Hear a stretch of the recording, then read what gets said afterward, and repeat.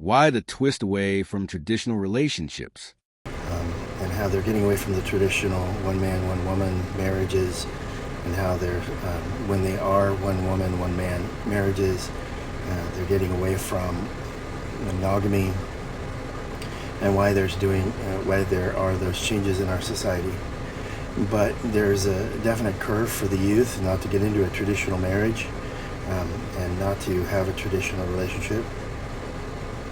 And one of the reasons is they've seen it before. They've seen the outcome of divorce with their parents, or their neighbors, or their friends' parents. They've seen the outcome, the pain, the agony, the financial unstableness, and they don't want that in their lives. They don't want to go through that. They don't want to put their children through that. And some are breaking away from the tradition of having the marriage, the children, and go down that path. They've seen it, and that's why they don't want to do it that way anymore.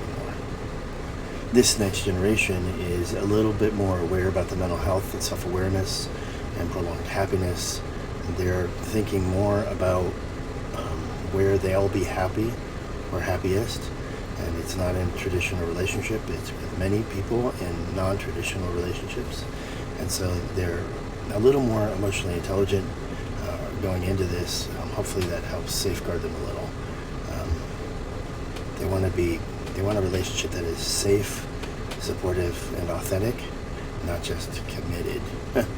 And sometimes they feel like traditional marriages are toxic or performative, which means they do the marriage and because they're supposed to, they don't want to do that anymore. Their point is that they don't want the ownership model where one person owns the other. For many centuries it was the man owns everything. They don't want that model. It's a shortened relationship when you're in that model. They don't want the control, the jealousy, the codependence. They don't want all those negative emotions in their relationships. And you really don't know you're going to have them until you get into those relationships, and by then you're married and you feel committed. So they want a relationship without the ownership model. And that's true of swingers too. They have a certain amount of autonomy and freedom.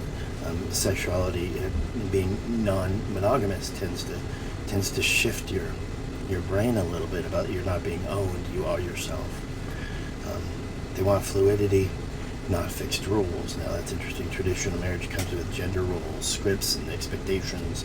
They don't want that. They want to be more fluid and more adaptable and more following their happiness. Today's youth say, let me define my relationship my way without a template. And that's another thing, is they feel like they're following the plan. There's an economic reality to it too, where marriage used to be about survival, tax breaks, shared income, and it does have some advantages, but those advantages can be done with a well thought out modern relationship that does not include marriage and multiple people. There are relationship models that have multiple people, not heads of households, but multiple adults, and sometimes many children. When I was a minister, I looked into a neighbor who had 2 men and 3 adult women and then some children, and that model worked really great for them. I was really surprised how well organized and loving it was. It was a very loving situation. So the economic reality has changed, and many people aren't leaving their parents' homes for some marriage. They're just staying in their homes and trying to save their money and trying to do what they can do to survive legally. They don't want to build things on a legal contract that then gets split in half too. There's that financial reality, is that when it breaks up, and it will break up, that the idea that it's not going to break up is romantic and beautiful and cute, but it's fantasy land. So there's your other point, is the financial reality. Is at a crossroads in my life where I left religion. It was a very cultish type religion, although mainstream. It had its own teachings that were bizarre, not based on anything in the Bible, even though they claimed it was.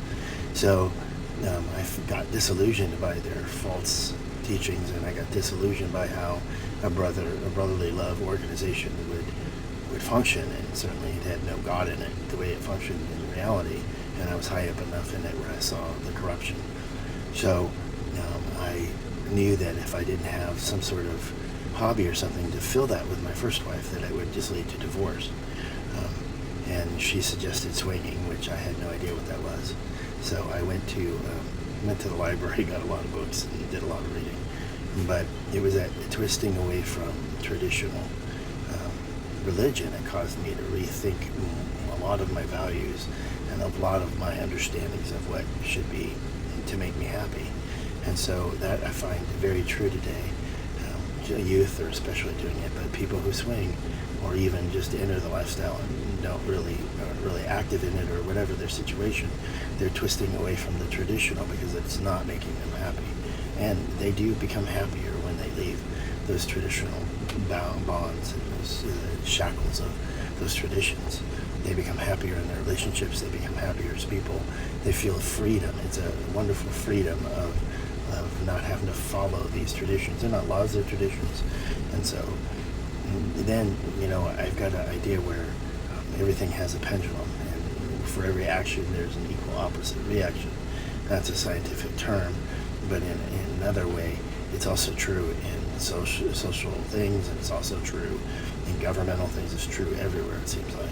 And the swing to the opposite of churches losing control over their parishioners is them trying to gain more control, and they became politically active, and they've become all these other things to try and desperately gain control over people.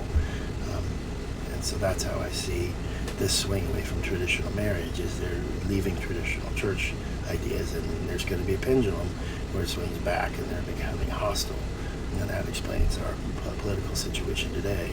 They're trying to gain more control over the people. The views expressed in this video are based on my personal perspective, research, and lived experience.